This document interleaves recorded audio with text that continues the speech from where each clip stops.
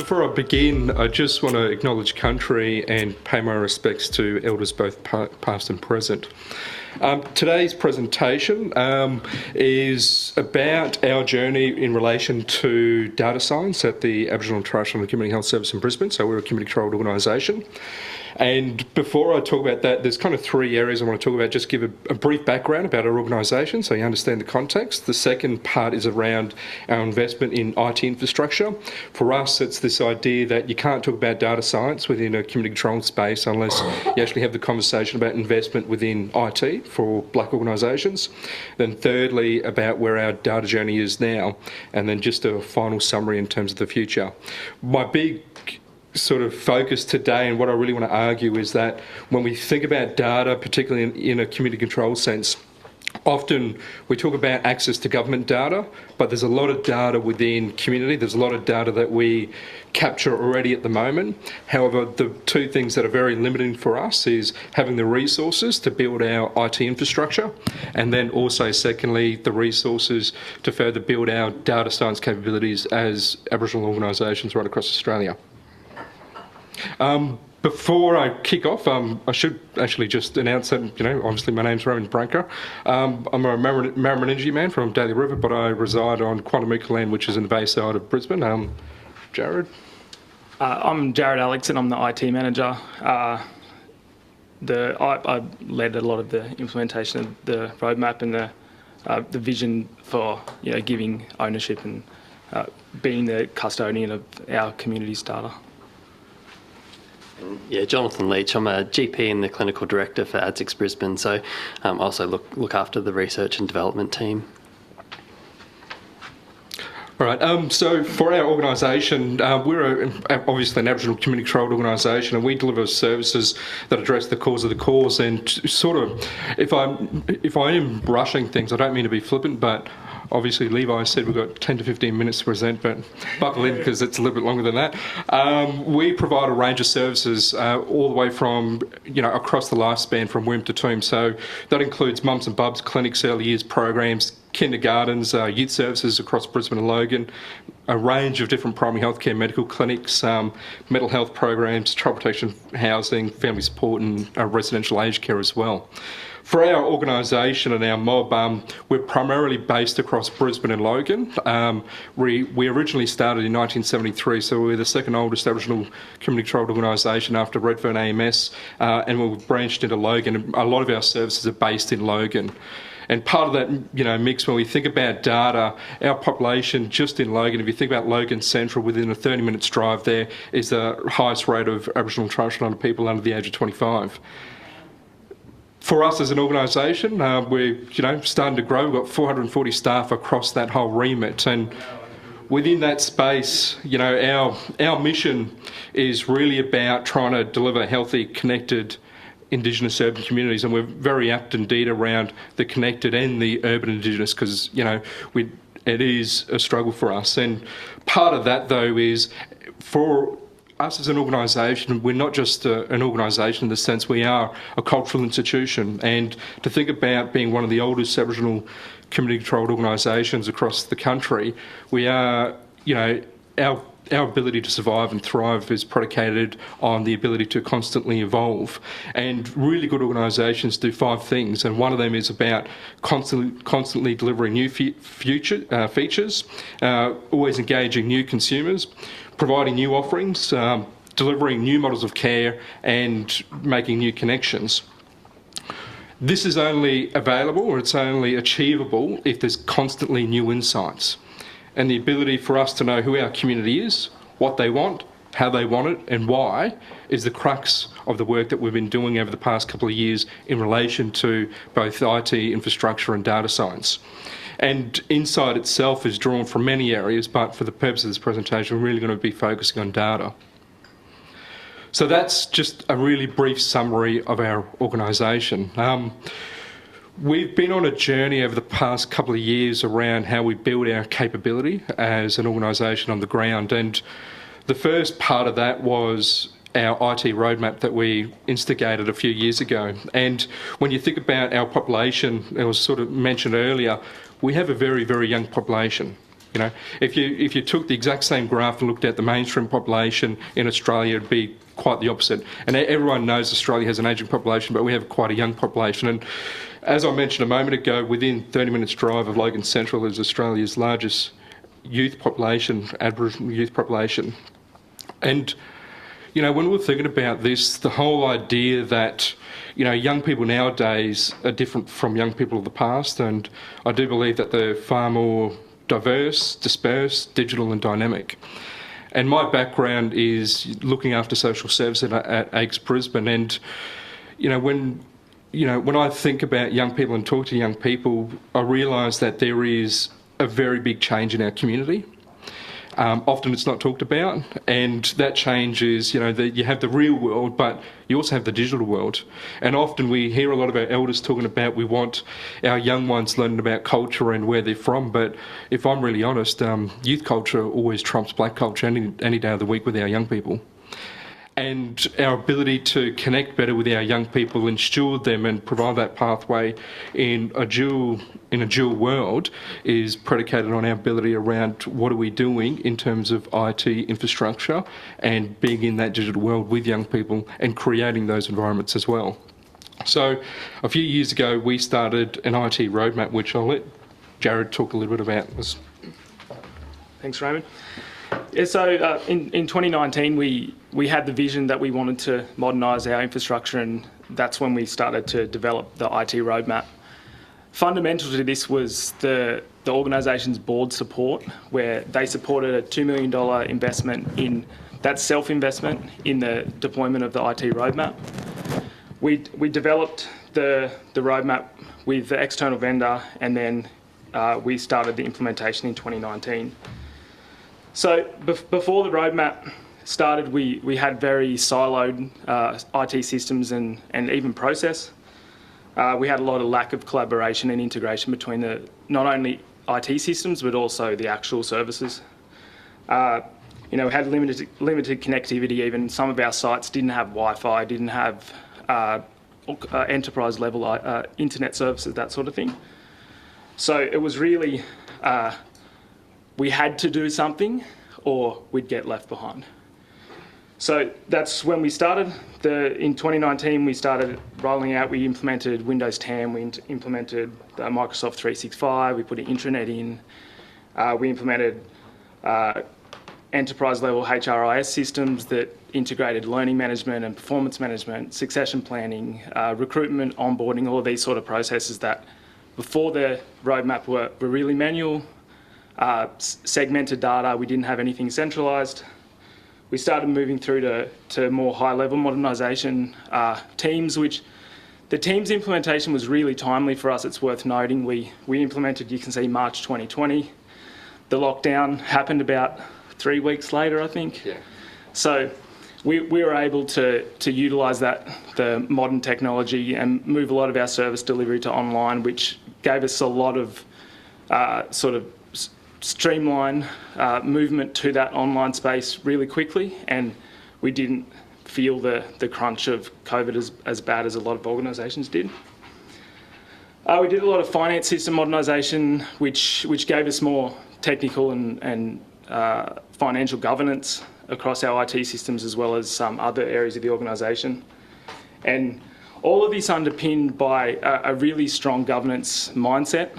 We established governance frameworks early. We had an IT steering committee that underpinned all governance, all decisions, all structures about the roadmap as we deployed, that had representation from organisation and the board, which includes our community controlled, so our board members' community, so we had that sort of voice within the actual project the whole time.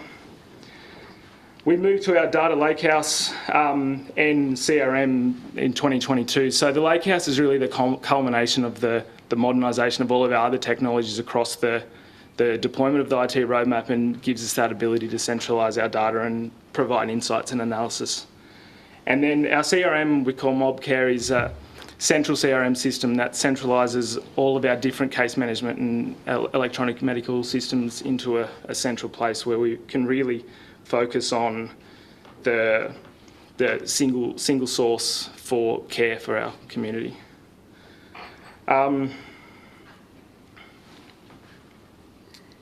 Raymond. And why the IT infrastructure was really important is because as an organisation, our real vision around this is around meeting the totality of needs for a family.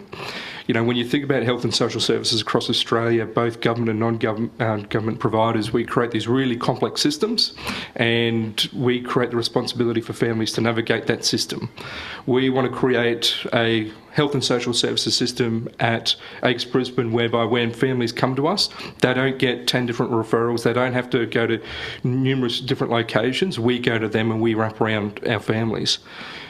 As part of that, the real vision in terms of data and data science and what this means in relation to that is we want to create Australia's first Indigenous wellbeing model in a digital age. And what we mean by holistic Indigenous wellbeing model in an Indigenous age is, as Jarryd mentioned, we've got 17 different client case management systems, and it's actually quite a lot more than that, but when you think about our gambit of services that we offer across the lifespan, every single service has a different case management system where you store patient or client data and information and records, etc. And we're governed this way because our funding bodies require us to use particular systems. So what we want to do is actually create one management system so we can see what the different touch points of families are across our entire service system. In order to achieve that, it's not really just about creating the CRM, which Jarryd mentioned, which we call MobCare, which we're just launching at the moment. And the best way to describe our CRM is, the way I see it in my own mind is, it's like a virus. It goes into all the different case management systems and takes out the date of birth, the name and the information, extracts all that information into one central location. And then we can see in near real time where our families are at, which workers worked with them and why they've worked with them. Now that's very rudimentary, that's the basic. What we need to go to is around predictive analysis and artificial intelligence. And to give you some examples around that, I tend to see it as when families come in and to our medical service, it might be a kid with a chesty cough. We actually want to be able to predict that, when we're enrolling that family into our patient record system, that it automatically. About people who die.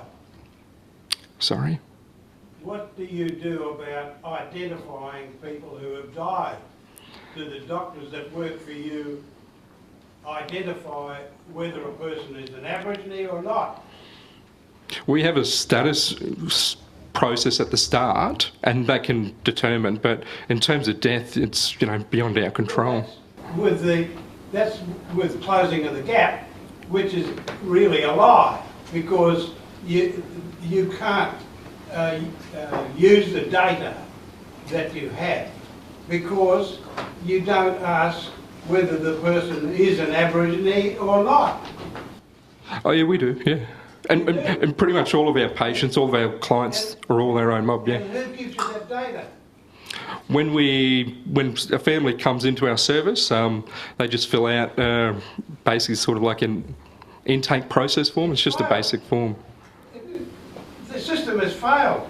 You've failed Aboriginal people, and you're telling them lies about their identity. Sorry, Uncle, I'm not following. Well, there's no system that you have for people who have died. Yeah, we wouldn't be able to track government data around when our own community have died, unless it's... How do you identify people? In what respect? Who have died? We don't know. Unless they've died, within our aged care facility.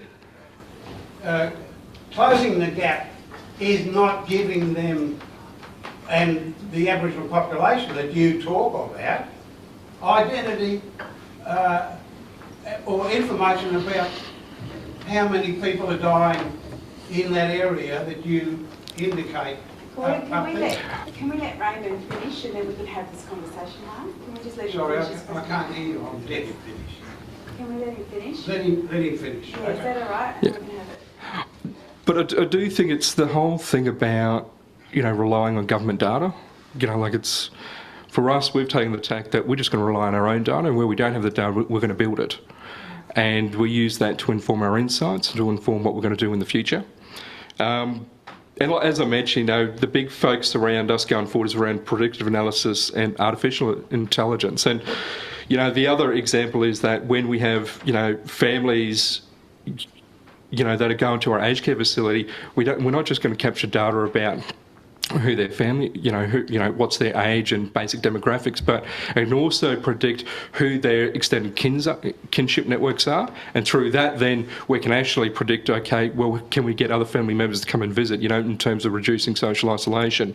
We're also looking about how do we detect younger siblings. I look after a range of different youth services, and we know one of the biggest indicators for young people entering the youth justice system is if your older brother or sisters had contact as well. But we don't want to wait till those younger siblings do something wrong or get picked up or flagged by the police. We want to go out early and be able to identify that early, getting that information, and us being proactive is going to be a step in the right direction towards early intervention, prevention-based work.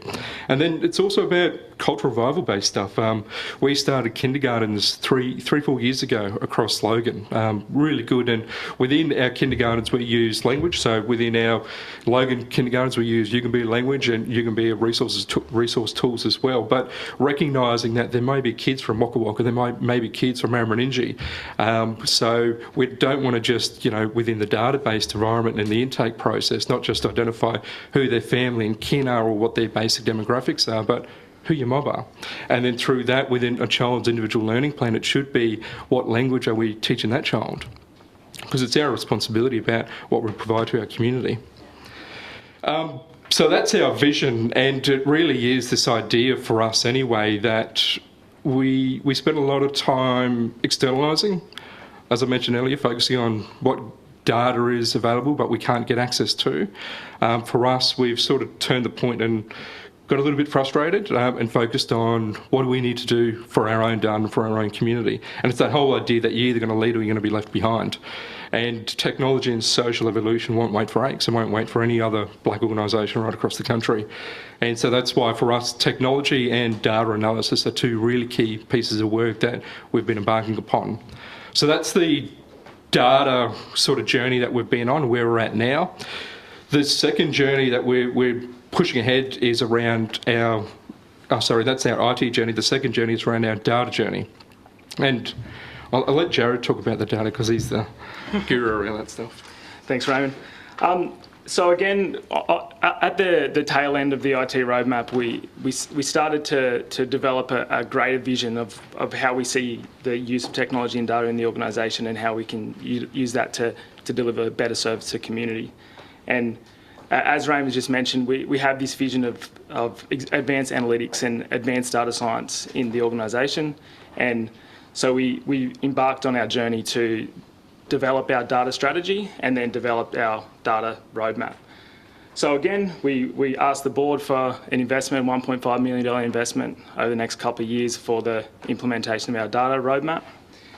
So over the last 6 to 12 months, we worked with QUT, with the great team there, the EU Research Centre and the Centre for Data Science, Kerry Menges and Matt Bellegarde and the team, to develop our strategy, which then we took out that strategy and operationalised it into a roadmap. We've done a lot of workshops, a lot of work over that over the last 6 to 12 months.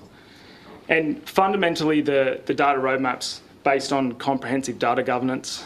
The first key initiative is development of a comprehensive data framework, data governance framework, and which includes lots of different aspects on community consultation and development of a robust framework that we can use for future analytics and data use in the org. Second part is digital platforms, which is more enhancing our existing platforms that we've got because of the IT roadmap. So expanding our data environment, expanding our CRM environment, and gaining more sort of agile and scalable sort of technology from there.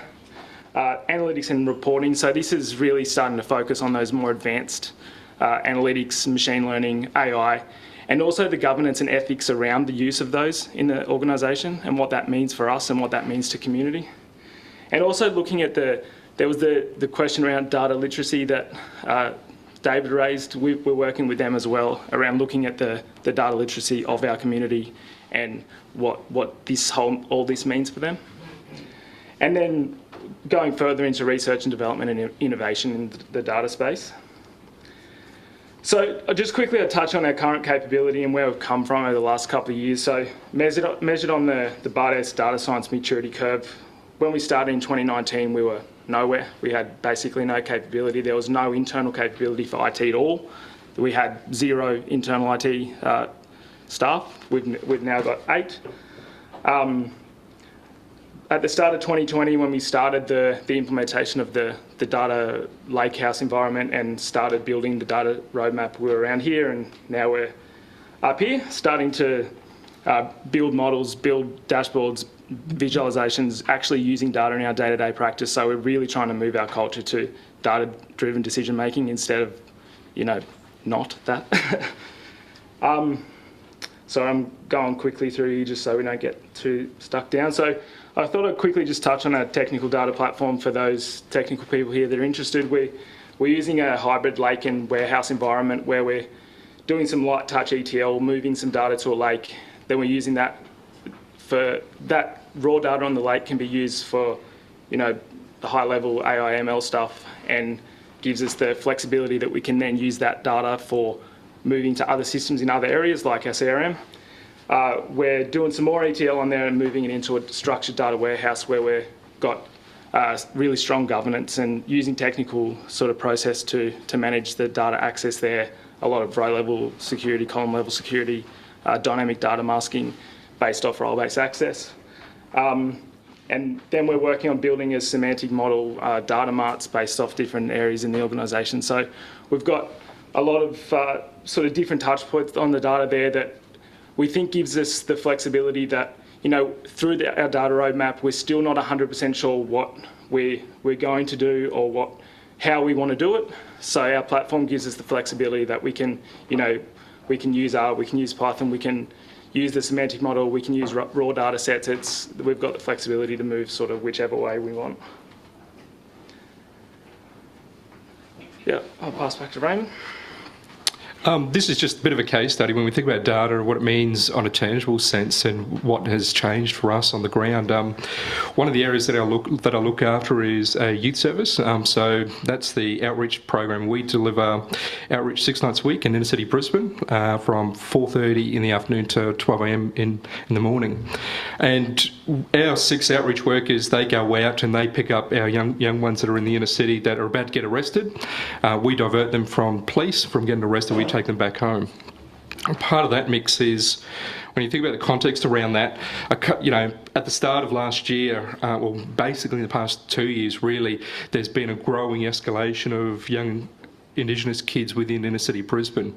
And, if I can break it down in rudimentary terms, what was really happening is that a lot of these young ones were running away from home, ending up on the streets through social interactions. There was a lot of chroming, there was a lot of sniffing, there was more substances that got involved in the mix, and that led to greater violence, theft and robberies, etc., and culminating in arrest of young people. And you probably would have saw about 1.5 years ago or 2 years ago, there was the program of Four Corners, and that was about in Brisbane, or our young ones that were ending up in the adult watch house system. So part of that, in that response, that's all superficially correct, but it's really corrupt, and we recognise that there need to be a different way of doing things. And so that's where we started the outreach program in terms of diverting away from arrest and providing that intensive support.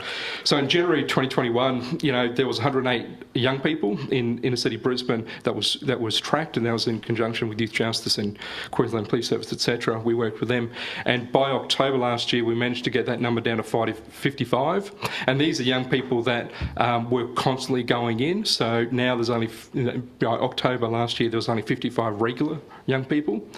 We managed to achieve that because we're also funded for a youth service, and that's funded by Department of Child Safety. And the whole purpose of that program, though, is it's one-to-one support with young people. So our night crew engage them. Their night crew, then do that referral internally.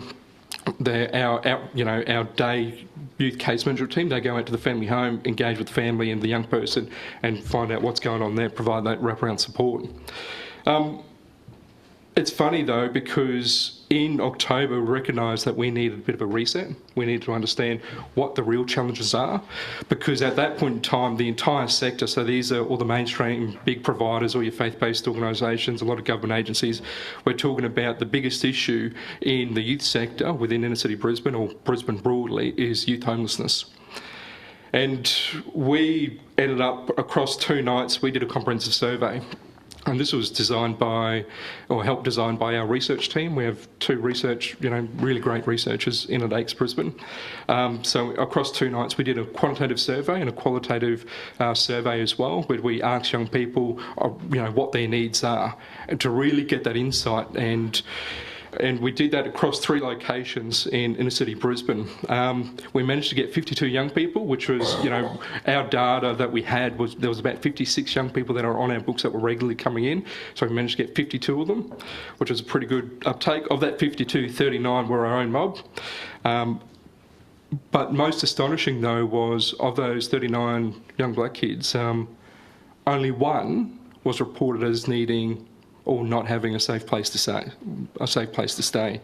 Yet the entire sector, and I mean your big providers in social services, including government, we're talking about as youth homelessness, as homelessness. When we broke it down, it was family breakdown.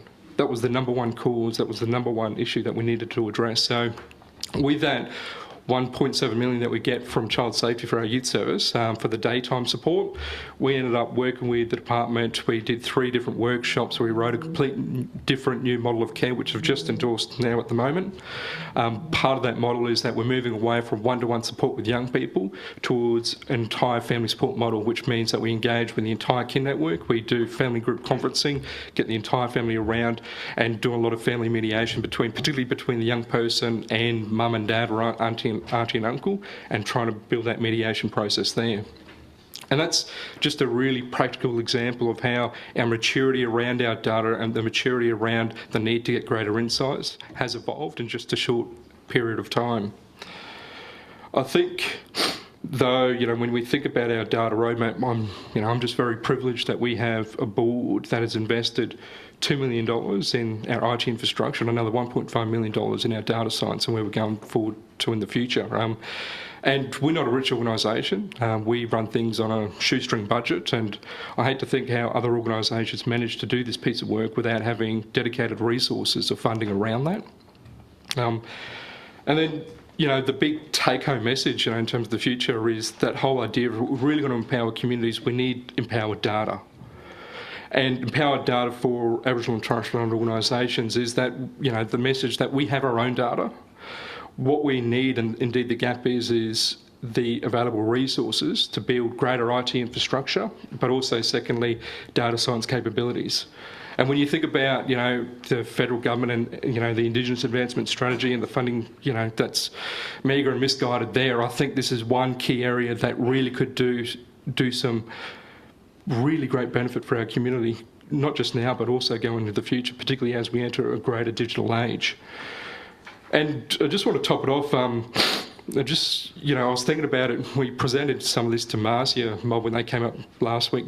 And I was thinking about data, and when we were growing up, we grew up in Woodridge in Logan for a period of time there, and both my brothers and sisters, I'm the one in the middle, half standing up, we went to a school called the Murray School. So the Murray School is an independent Aboriginal and Torres Strait Islander school just for black kids in Brisbane, and graduated primary school from there. And when I was at the Murray School, both mum and dad never worked at that point. The Murray School sent out a survey and they asked all the parents which parents had never done a computer class and didn't know about computers. And so my mum, did complete that little survey, and it was, I wouldn't say gammon, but it was very different, it wasn't comprehensive or anything like that.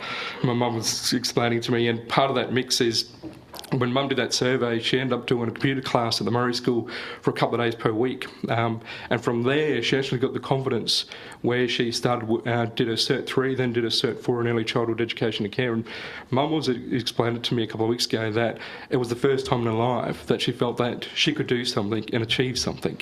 And that led to the hope and the inspiration for herself. And I look at that picture there with my mum, and that's my oldest daughter, 4 years ago, and how she's grown up now. But The whole thing, Mum did her early childhood, started working in early childhood services back in country in Daly River, on Mamaringi land, and then in Darwin as well, and Palmerston. And then my younger sister, who's the teacher there in the middle on that bottom photo, she ended up leaving high school, year 11. She wasn't academically minded, and then she did her cert. She ended up following Mum and doing early childhood as well, and did her Cert 3 and the diploma. And Mum kept pushing her, no, you got to do more, you got to do more. So she ended up enrolling in her education degree, primary education degree. And last year she was awarded Northern Territory Teacher of the Year. And I think just that little survey, that piece of data, has led to such hope and inspiration and the ripple effect, not just in our community, but I think about all those kids throughout Bachelor. Now my sister works on Tiwi Islands, all those kids, lives that she's going to touch, and those lives that they're going to touch. And that's the value of data as we go forward. Thank you.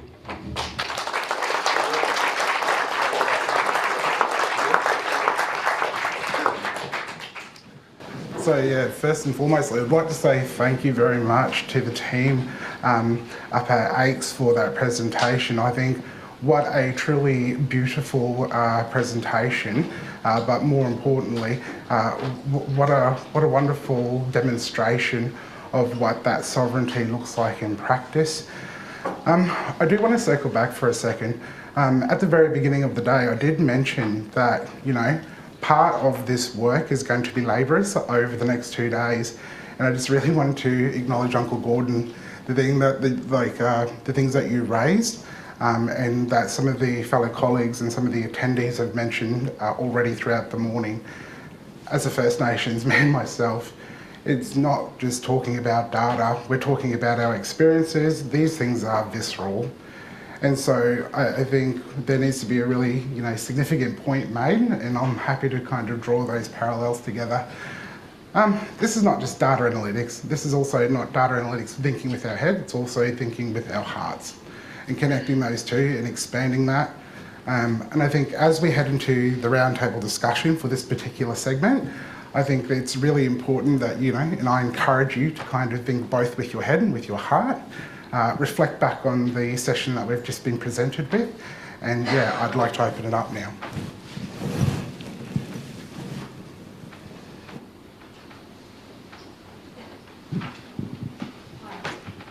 Hi, Stephanie Von Gabel from CSIRO. I really loved the talk. I'm particularly interested in the work that you're wanting to do around that predictive analysis using AI. And again, that question I think people have asked about the ethics of doing that and the governance that you're going to put around that. Any thought, expand a little bit more on that, because I'm really intrigued about that, because there's one thing about ethics from general data collection through survey, but that predictive stuff where you're using machines essentially to do that rather than people. Part of our data science initiative, and we have a whole range of different initiatives that we have to deliver for the data science roadmap. The key focus for the first stage of work is a lot of community consultation and community feedback around what that looks like.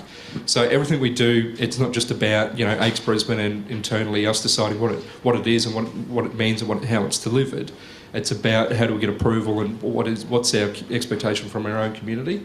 So when we think about ethics, obviously there's going to be guidelines and ethics that we have to follow within legislation or IDN based stuff like here, but our real ethic is to our community, and they're the ones going to be approving or telling us we need to reshape it or move it another way. And just to touch upon the real reason for trying to do that predictive analytics is the fact that being such a large organisation with 440 staff, it's so unreasonable and so hard to provide integrated wraparound care, because you can't expect a staff member to know the entire AICS service system, to know where to go, how to refer on, how to do it. So what we want to do is, make things easier for our frontline staff so that they focus on what they're best at, which is practice. I can just expand a little bit there from a technical perspective, I guess, that when we're considering the use of AI, we're also looking at the use of explainable models and ethical techniques in AI, not just the straight black box AI that's traditionally used.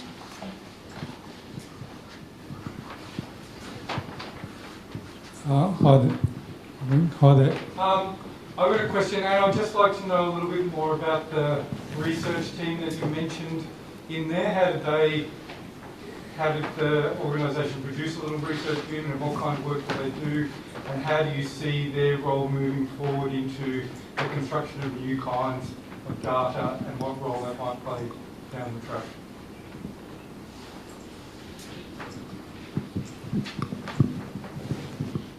So I suppose it did start with our strategic plan, which kicked off in 2020. I think was a key part of that was really to build our research infrastructure. So the board committed to that with these positions about 12 months ago, and really it's taken us that time to really work out where we're at and develop our own research strategy, which we're really just in the point of implementing at the moment, and that will kind of lead to the next stage of putting together the research committee, and then the governance, sort of establishing that around working out the research agenda.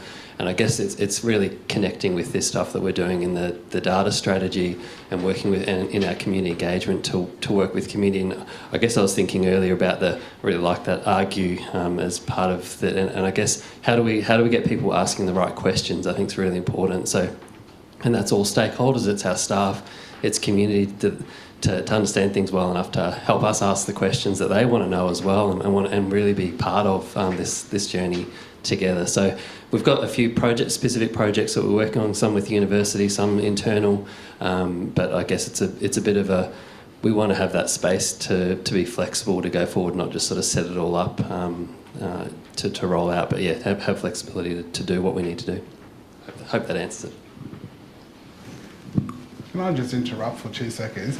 I'm just cognizant and mindful that, amongst the room, it's kind of easy just to unpack and keep the conversation flowing. I really do want to encourage all of our online participants to kind of ask any questions as well. Like I said, this is a roundtable. It is a participatory environment, be that virtual or physical. So absolutely, if there's questions that you guys are needing to ask, definitely reflect on that, and like I said before, reflect using both your head and your heart, and really expand the conversation in the next bit. Sorry, keep going. Thank you for the... Sorry. Can I jump? Sorry. Yeah, Wanyang, everyone. My name is Robert McClellan. I'm Goreng man from Bundaberg. I'd just like to, I guess, say hello to particularly Levi and any other of my countrymen of central and southeast Queensland. Travelled a little while to come down here, but I'd like to also just thank Uncle Dave for that welcome to country, because it certainly makes the cold city of Melbourne just a little bit more warmer for myself, and I'm sure those others who have travelled a long way off country to be here. I am additionally to that, I'm a industry fellow with UQ, so I'm looking forward to some of the conversations we have today. But I do have I'll make my question very succinct for the mob at the Community Health Centre. I just was listening to you talk about the reintroduction, particularly with Yugambeh language and that. I just had a question around, with all of the researchers you've got in your centre and the data you've collated, have you come across any correlation between the reintroduction of languages in your community and positive impact on community or individual health and well-being? If not, do you have the capacity to collaborate to research in that geographical location?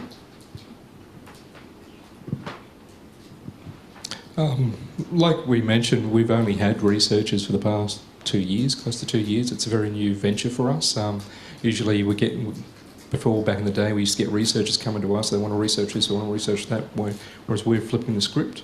We want to focus on what our research priorities are based on our community. In relation to that, in terms of your question for Yugambeh language and within our early years environment, we haven't thought about how we would measure that or what the impact is, but one thing that we are looking to do is often, because we've got so many diverse programs, we don't have a standardised way of knowing what the wellbeing of our community is.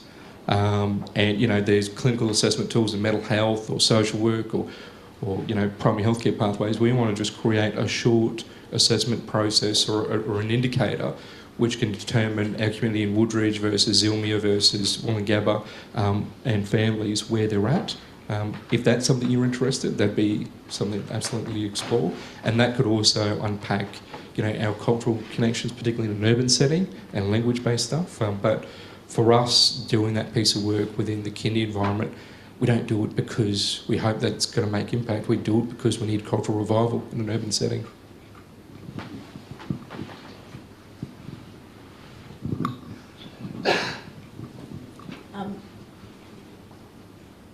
Is this working? Yeah.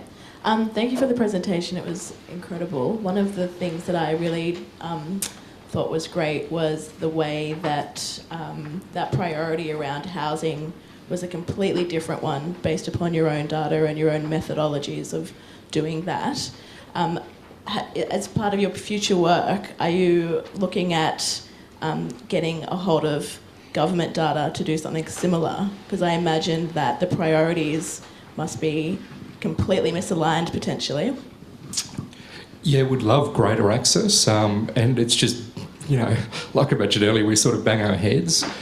It's funny you mentioned about the housing-based stuff and data there, because last year we became a Tier 3 housing provider as well. So we managed to get 20 housing stock in Brisbane. We've got 3 quick start applications for between 70 to 80, 80 units in 3 separate locations. Housing's a big issue for us. And at the same time, we have a small housing team that provides supported case management for our mob that are in housing. And, we're coming across more and more black families that are being evicted from Department of Housing stock, which usually you just can't. And the reasons for that are very meagre.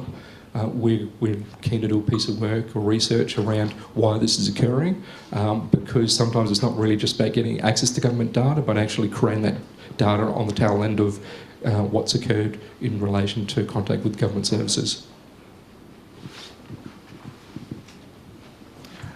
I'm just going to throw to the virtual room, and who have we got online? We've got a raised hand. I think it's Helen. Helen, are you able to ask your question? Hello, thank you. Yeah, my name's Helen. I'm from Natisha. We provide IT and data support to various currently healthcare and child support groups with Indigenous communities. And this is an amazing project. It's such a huge undertaking to have undergone so much IT change and then actually make the move to apply that. It's so few organisations who manage to make it through that whole process. I was wondering how you managed the communication process of explaining what you were going to change and what the reasons were behind that, and then how you sort of made sure that that information was actually usable for your researchers, but also when you go to do projects like this and apply it directly to sort of community initiatives. It's a lot of communication steps and it's a lot of technical planning, and that's quite difficult to translate to people. How did you go about that process and making sure you got feedback? Yeah, that's a good question. So I guess we were lucky enough that I guess at the start we had circumstances that were conducive to a good change environment in the organisation. So the change management process wasn't too difficult. We use a lot of sort of common or easy to engage communication for all of the different change processes throughout the implementation of the roadmap. We did naming competitions for our intranet service, and we did branding competitions and all sorts of things that actually directly engaged the organisation to sort of maintain that positive change environment. We did use standard methodologies for change, prosecute change management process, but I think the COVID, I think during COVID, it happened that because so much was changing in the world around us, it was conducive to change internally, I think is probably the best answer that I've got. But we did have a lot of different sort of intentional change communication processes that went out throughout the project, and like the naming competition, that sort of thing.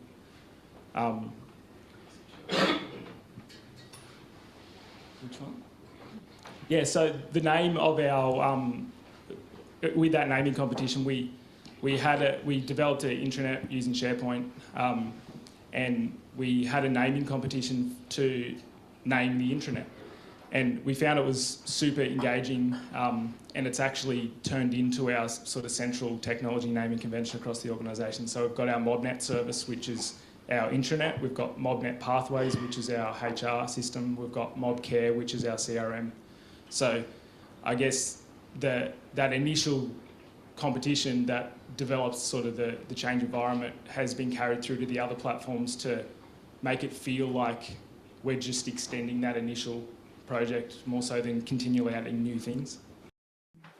Yeah, and part of that communication was fun. It was exciting. You know, as a community organisation, we're always talking and joking and everything. I think some of the names that staff nominated was Ask Auntie. There was, you know, there was all these different names, and then it came down. Everyone had to vote, and you know, so it wasn't just a bland communication process where it was, you know, done by emails. We're being honest, being a black organisation, you're constantly talking anyway. I think that's a really kind of important point that you've made, Helen, one in asking the question, but I guess then expanding that in your response. You've used the word engaged, and that's what it's all about, right? Communication, it is not linear, it's not one way, it is continuous, it's aeroborous, it's onto itself, it's always coming back and having those conversations, expanding them. We always do better when we know better. So no, that's a really fine point that you guys made. Is there another question over in the audience, over the back, I think?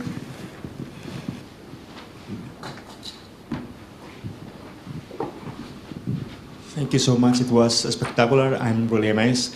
I'm quite interested in the algorithmic impact assessment that you may have used, and which kind of ethics have inspired these algorithmic impact assessments. And also I was wondering if you have been using some indigenous knowledges to inform the coding processes, no? As a way of decolonizing the technological processes that you are developing.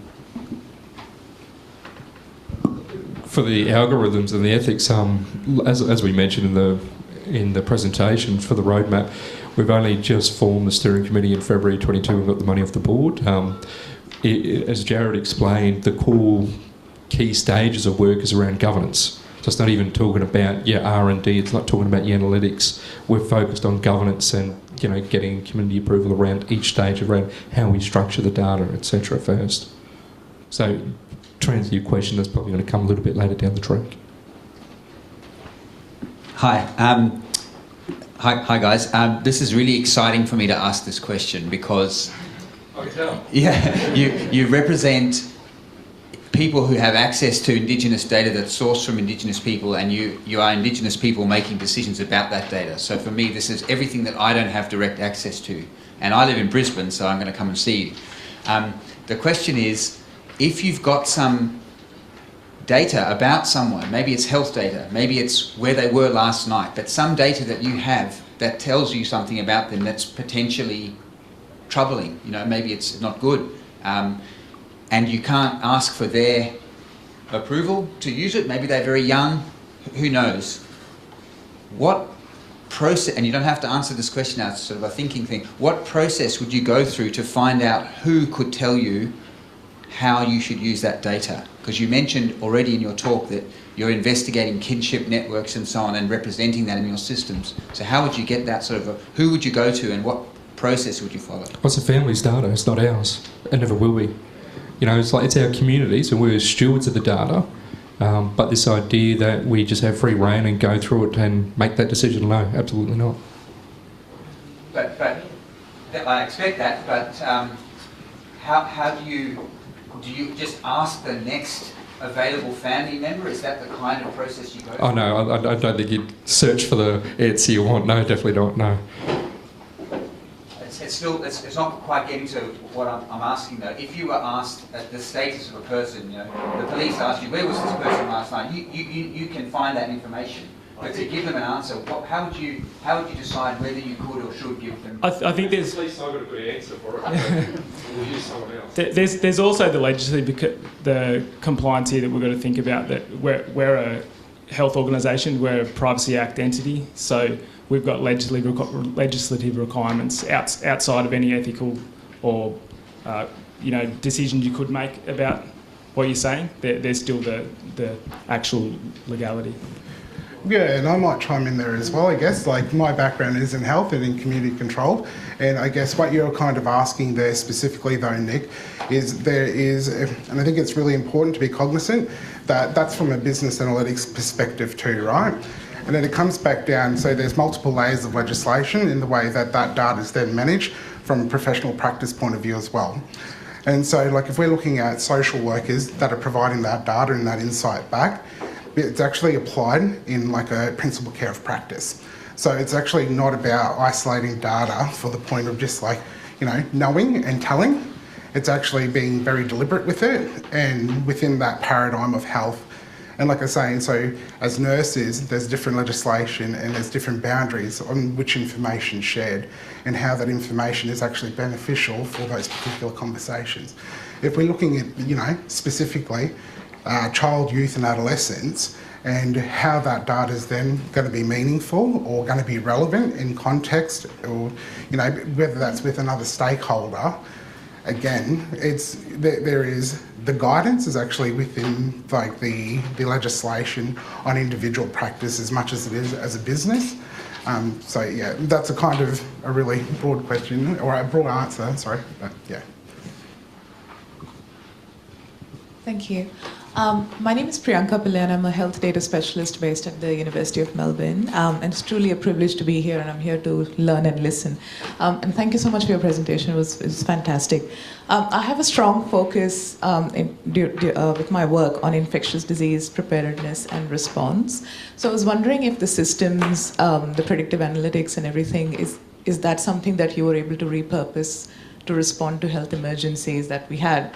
Or do you think that can happen in the future? Yeah, I think that's possible. It's something we probably haven't scoped in detail for specific health or wellbeing needs, but I certainly think that the system as we're building it will be able to be flexible to do what we want to do in that some of those spaces. But I think that's probably 2 or 3 or 4 years down the track, that sort of thing.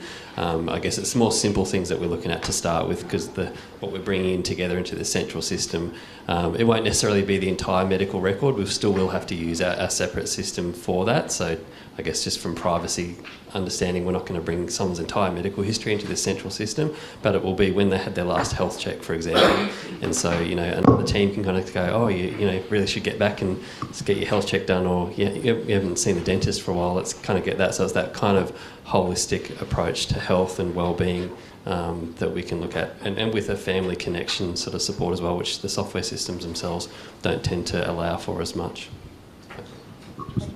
And I'll just add also, when we started this data science journey, we built the data roadmap in conjunction with QT, so their Centre for Data Science Excellence. So that's, Matt Belgar, David Lovell, Kerry Magnuson. And one thing that we kept saying throughout the workshops that we had all last year was, we don't know what we don't know. Like, we had no idea about data science. We just made it up as we went along. And as we started to get a bit more clever, get a bit more aware, that's when different ideas started to come into the mix. And I'm sure as we go forward, it's going to be the exact same around the capability in terms of those analytics as well. I'm going to throw to Professor Matt Belgard online. I believe you've got your hand up, Professor Matt. Thank you, Levi, and Raymond, Jonathan and Jarryd have certainly covered it. But I talk tomorrow about the development of the roadmap, and certainly the key element, come back to this morning's presentation, a data governance framework development. That is absolutely critical. I can't remember the gentleman who lives in Brisbane, but wants to get access to data. We really need to be thinking about that compliance with ethical requirements and that managing data usage. So they're all the elements. And then ensuring that there's proper consent processes and the material for disclosure, informed consent. I'll stop there, but these topics I'll certainly cover tomorrow. I wonder, just before we break for lunch, we've got approximately 65 participants online, and it would be great to have them participate as if they were in person. Are there any comments or questions from our participants online just before we break for lunch? Hello all. Sorry, I'm at home with a cold, so it's not a great start. But yeah, it's a big question, and I'm grappling. I think relating to the conversations just in the last few minutes is Indigenous data sovereignty and ownership and access to Indigenous owned materials versus federal and Commonwealth, privacy acts and ethics committees, and what's that border, and how is that managed and protected between both? I guess yes, it's a big challenge when you're talking about the data sovereignty and being the data custodian, and also your responsibilities, not just ethical responsibilities, but legal responsibilities within specifically the Privacy Act, the Commonwealth Privacy Act. That it's definitely a big challenge when you're trying to think within vision and how we could help community use their own data for themselves. It's definitely a challenge when you sort of that boundary between the use and the legislation. Thank you. We'll take one more question from online, from David Lovell. Thanks very much. I really appreciated the presentation, Raymond, Jarryd and John. And one of the things that comes through really strongly is this idea about how we use the data, or how data gets used once it gets captured. And I think that's where there's a whole bunch of really tricky considerations, because we can gather data and we can organise it, and then the decision about how we should use that data that's been collected, well, that's kind of an ongoing thing. People will come up with all sorts of new and interesting ways to use things. So I was really interested to hear about the way ACE is considering how data should or should not be used once it's there. And that seems like a really live and ongoing discussion that everyone needs to be involved in. Thank you, David.